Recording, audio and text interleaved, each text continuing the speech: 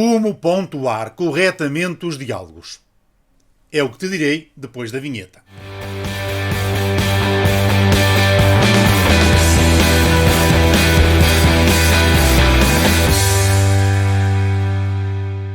Já sabemos, já te disse, que os diálogos desempenham um papel fundamental numa narrativa. A técnica do discurso direto é a representação literal da fala dos personagens, diferentemente do discurso indireto, em que a fala é absorvida pelo narrador, que a transmite por palavras suas. Os diálogos interrompem a narração e cedem a cena às personagens. Por isso, é um bom momento para reforçar as suas características, o seu modo de falar e de os diferenciar entre si. Assim como as pessoas reais, as personagens expressam-se de forma diferente. Assim, a pontuação nos diálogos é muito importante. Vejamos então como pontuar corretamente os diálogos. Em primeiro lugar, temos de falar do travessão. Diferentemente da língua inglesa, que pontua diálogos com aspas, na língua portuguesa nós inserimos os diálogos com o travessão. E o travessão aparece no início da fala e também para separá-la do discurso indireto, ou seja, quando entra a voz do narrador. No primeiro exemplo, o travessão foi usado para iniciar a fala da personagem e para separá-la da narração, que é formada pelo verbo dicendi, verbos de declaração, que aqui no caso é o verbo pediu, e pelo nome do personagem que emitiu a fala.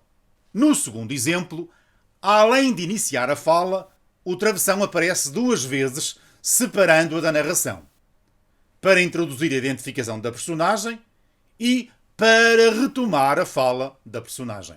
Mas atenção, agora repara bem. No primeiro exemplo, o verbo discendi, pediu, começou com letra minúscula, porque é a continuação da sentença. E o ponto final aparece apenas no final da narração, e não no final da fala. Mesmo que haja um ponto de exclamação ou interrogação no final da fala, o verbo discendi virá sempre com letra minúscula. E deve ser assim porque o travessão é um marcador visual que nos dá a entoação da frase e não coloca um final na mesma. Todavia, há situações nos diálogos em que o texto que aparece após a fala e o travessão começa com letra maiúscula.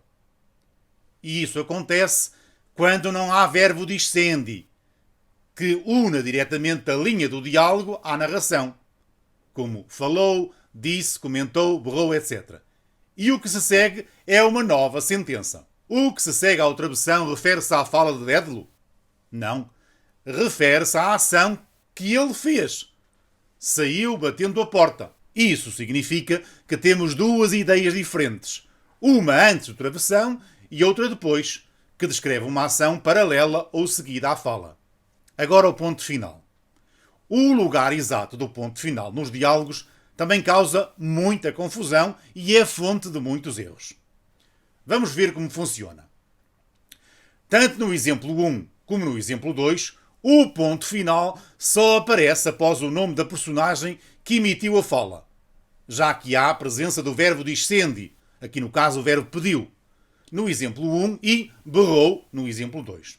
Mas no exemplo 3, o ponto final aparece logo no fim da fala da personagem. Isso porque não há verbo discendi, e sim uma nova ideia, uma nova sentença depois do travessão. Agora, os dois pontos.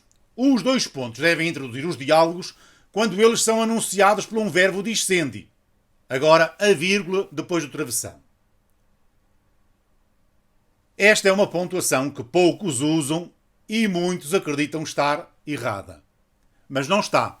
A vírgula após o travessão nos diálogos segue uma narração que veio inserida no meio da fala da personagem. Compreendido? A fala da personagem veio quebrada pela narração. Imagina a frase sem essa parte. A vírgula está ali, antes do mas. Então, ao inserirmos a narração no meio da sentença, a vírgula continua no mesmo lugar, cada fala numa linha.